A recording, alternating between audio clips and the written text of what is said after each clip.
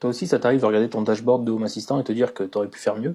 Bon, en gros, j'avais fait un dashboard comme ça, donc en partant du haut vers le bas, on avait toutes les pièces, etc. Et en rentrant dans une pièce, on pouvait avoir le détail de la pièce. Donc là, ça fait un grand écran pour deux appareils, avec un retour sur l'écran principal. Et je trouvais ça pas terrible, j'ai vu plein de vidéos et ça m'a donné plein d'idées, du coup j'ai commencé à concevoir un nouveau dashboard. Donc là, si on passe en haut, on choisit le nouveau, tac, et là on a notre nouveau dashboard, donc avec les avatars qui sont en haut, donc il y en a deux qui sont animés, les deux autres bientôt.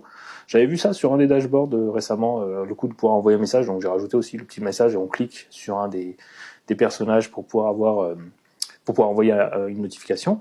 Ensuite, on a le pourcentage de batterie, le petit éclair si le téléphone est actuellement en charge, on a une pastille verte en haut si on est à la maison, et une pastille grise si on est absent.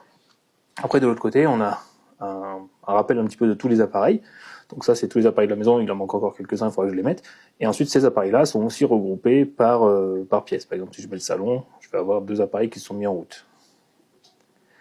Voilà, et là, j'ai rajouté le petit module essence où on peut choisir le type d'essence qu'on veut mettre et être blasé quand on voit le prix, mais ça permet de voir quelle est la station la moins chère proche de chez nous au moment où on veut faire l'essence.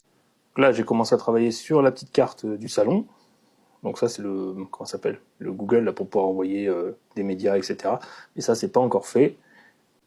Donc voilà, n'hésite pas à me dire ce que tu penses de ce nouveau tableau de bord et qu'est-ce que tu aimerais qu'on teste comme idée de carte, d'accès rapide sur le dashboard, etc. Parce que j'ai déjà pas mal d'idées, mais je suis aussi preneur de vos idées de qu'est-ce qu'on pourrait mettre sur ce dashboard pour le compléter. Il commence à être déjà bien plein, mais on peut aussi minimiser des parties pour rajouter du contenu, etc.